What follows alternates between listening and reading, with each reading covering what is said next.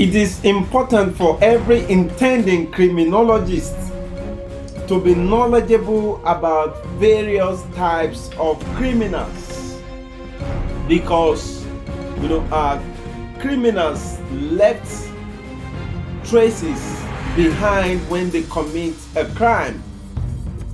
There are various types of criminals and their mode of operation and the traces they left behind, and that is exactly what we're going to be talking about in this particular class. My name is Somotayo Femi Richard, and I'm going to be taking you through this topic today, that is the types of criminals.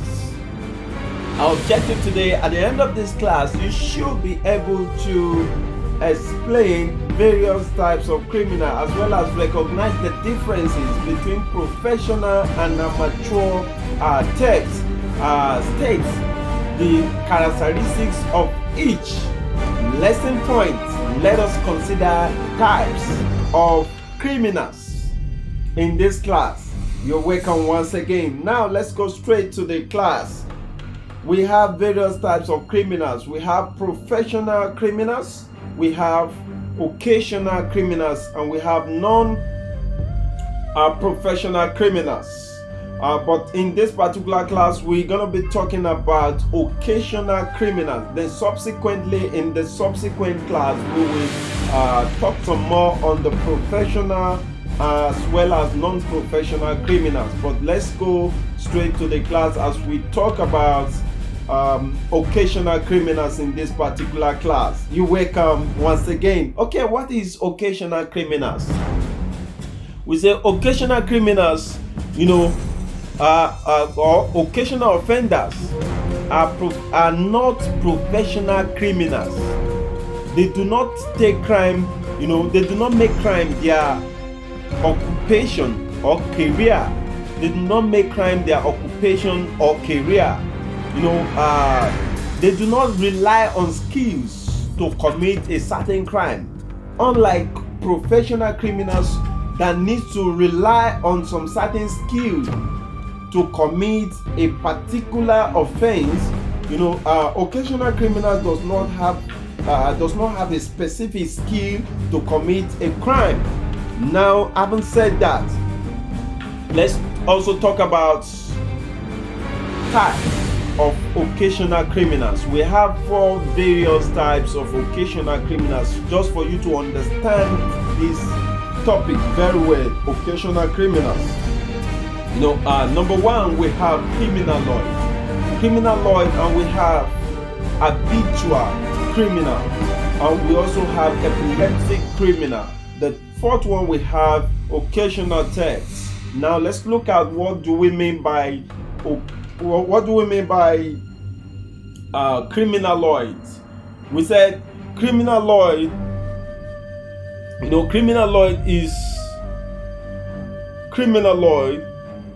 these are epileptoid who suffer from mild form of disease, so that without adequate cause, criminality is not manifested. Without adequate cause, criminality is not manifested. That is the point. There are individuals, with weak natures who can be swayed by circumstances to commit crime, often showing hesitation before committing the crime. This is the point we're making. Criminal law is about a particular criminals who will not commit crime if there's no pressure. They only commit crime when they are under some certain condition or certain circumstances warranted them to commit the crime. Let's look at this scenario. A staff of an organization who will always do his or her job and who will not steal from organization if all things being equal. But the moment that such staff is being under some certain financial pressure, or he has a particular bill that he has to meet up with, particularly children's school fees, house rent, some bills and the rest. So such staff might commit crime, might steal from an organization. In that kind of scenario, what we call such situation is what we call criminaloid. That they commit crime under some certain circumstances. So such criminals, you cannot call them professional criminals. They are under occasional criminals, and a subcategory of occasional criminal is called criminaloid. Now let's talk about the second types of occasional criminal, which is habitual criminals. Just as the name implies, these are certain criminals or offenders who continually, committing a particular offense or offenses, and it is regular. They are regular offenders. That is, when we have a situation where someone is committing a particular act, often or regularly, particularly someone who has been alleged of raping someone, and that allegation is coming up often and often, that such situation can be called habitual criminal or habitual offenders. That is the case. Now, the third category of occasional criminals is what we call epileptic criminals. Just like the name implies, epileptic criminals are criminals that suffered from epilepsy. And the word epilepsy is the seizure of the brain. A particular criminal that may be suffering from mental disorder. Now, it happens when they are mentally okay. When there's no seizure, they may not commit crime. But when there is a mental seizure, it may trigger them to commit a certain, offenses. That is the situation we refer to as, epileptic criminal.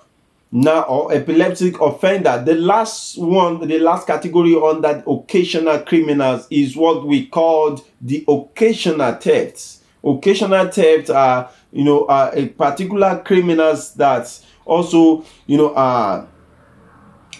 commit crime occasionally, particularly criminals that have been convicted of crimes such as theft, a fraud, arson, forgery, and blackmail. These situations are classified as occasional theft.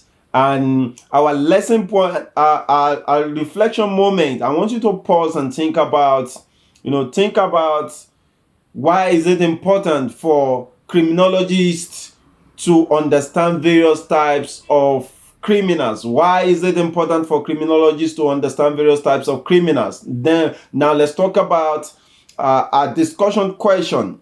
Our discussion question for today: what makes criminals different from one another? What makes criminals different from one another from what we've said so far? And that will be the end of our class. I thank you for staying with me. Hope to see you tomorrow. Tomorrow is going to be a wonderful time.